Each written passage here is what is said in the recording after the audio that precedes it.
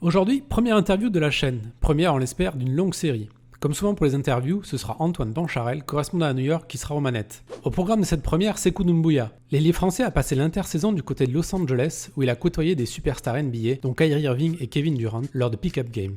Il nous en parle. Bonjour Sekou, donc en direct de Détroit. C'est ça. Et Kyrie, gros changement. Ça va faire mal. Hein. Ça va faire mal. Je pense que ça va faire mal. J'ai passé un mois avec eux. Tous les jours, on s'entraînait ensemble. Et, on faisait des pick-up games, tout ça. Et les deux, c'était toujours dans la même équipe. Et, à un moment donné, il y avait 3 équipes. Il y avait 3 terrains. Et les premiers, ils restaient toujours sur le terrain. Enfin, quand tu gagnes, tu restes. On a 1h30 sans rester. Et ça, pendant des semaines, tu vois. Ils ont presque jamais perdu. Et quand tu les vois jouer ensemble, c'est juste... tu regardes juste, quoi. C'est un spectacle. C'est chacun son tour. Une action, c'est l'autre. C'est juste abusé. C'était à Los Angeles, ça? Ouais, ça, c'était à LA. Ouais. Il y avait un petit C'était à peu LA, il y avait tout le monde. Il y avait tout le monde. Tous les joueurs que tu peux. Il y avait tout le monde.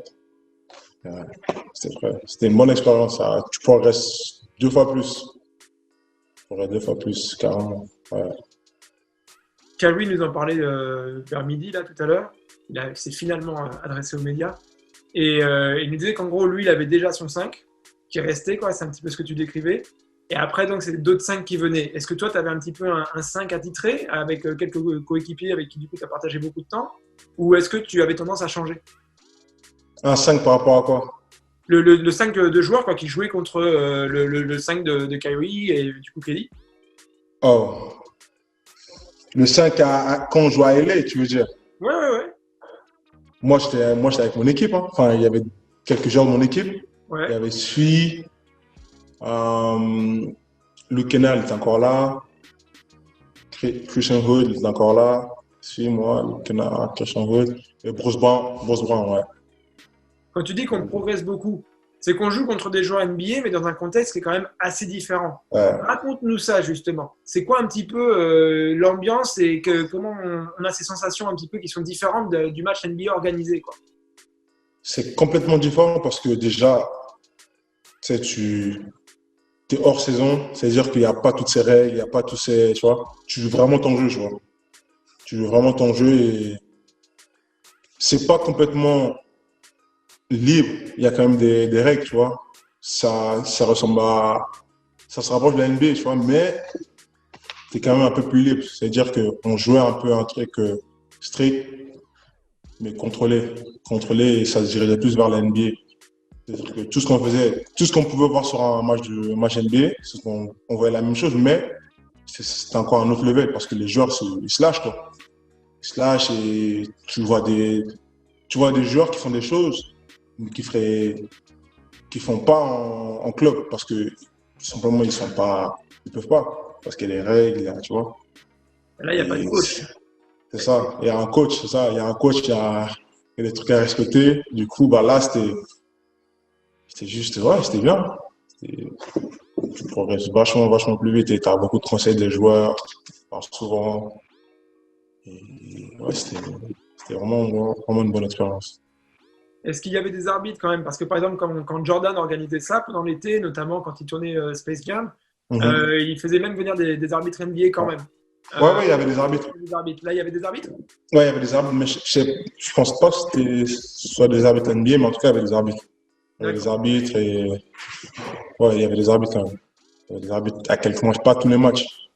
Mais ils savent, ils peuvent un petit peu siffler. Comme tu disais, on est entre le jeu clairement NBA et le jeu un peu plus street, quoi. C'est ça.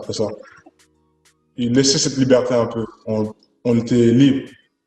Il y avait des fautes ou des trucs comme ça qu'ils laissaient parce que on voulait que ça joue dur et tout le monde voulait que ça joue dur en fait. Tout le monde voulait que ça joue dur. Du coup, ils nous laissaient un peu plus de liberté par rapport à ça et c'était une très très bonne expérience. Même quand on est les uns contre les autres, c'est pas la même chose que d'avoir l'uniforme, représenter l'équipe, toujours avec le même groupe, etc.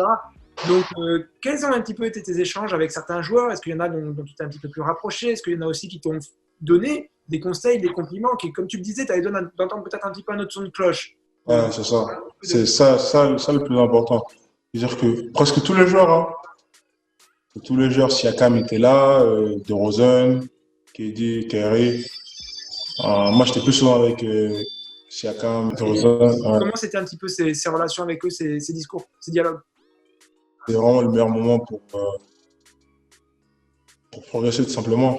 Et de jouer surtout. Le plus important, c'est jouer. S'entraîner, c'est bien. Faire des trucs individuels, c'est bien. Mais le plus important, c'est de jouer un contre un, deux contre deux. N'importe quel contexte, il faut que tu joues. Et il me donnait souvent des conseils aussi par rapport à des petits trucs, hein, des petits détails. Mais quand tu repenses, c'est des trucs importants. Tu vois. Juste le fait de courir, par exemple. Juste le fait de courir, ça ouvre de l'espace pour les autres. Par exemple, toi, tu es un grand, tu vas courir vers le panier, tu n'as pas le ballon, juste tu t'écartes, ça ouvre beaucoup d'espace, mais que les gens ne voient pas. Qui ne connaissent pas vraiment le basket, ça, ils ne le voient pas. Mais il y a plein de trucs que tu fais sur le terrain qui sont très utiles à l'équipe. Et même si tu ne marques pas de points, ils sont très, très utiles pour les autres joueurs qui font savoir utiliser ces espaces-là pour scorer. Tu disais que donc, du coup, tu as été assez proche de Pascal Siakam pendant ces sessions, pendant cet été à Los Angeles. Le côté africain, le côté francophone, peut-être même aussi, ça a joué? Ouais, c'est sûr, ça joue. Parce que on se comprend, c'est plus facile. On se comprend, on sait ce que ça fait d'être africain ou tu vois, européen, simplement. Et même juste ça c'est une plus-value dans le sens où la communication est beaucoup plus simple et comment dire ça, les conseils viennent beaucoup plus naturellement ou le fait juste de lui parler, tout est plus naturel comme ça. Et avant de partir, pensez à vous abonner à la chaîne de Basket Info, mais aussi à celle du 6e homme, afin d'avoir 2 visions complémentaires de la NBA. Et une dernière vidéo mise en ligne apparaît sous vos yeux.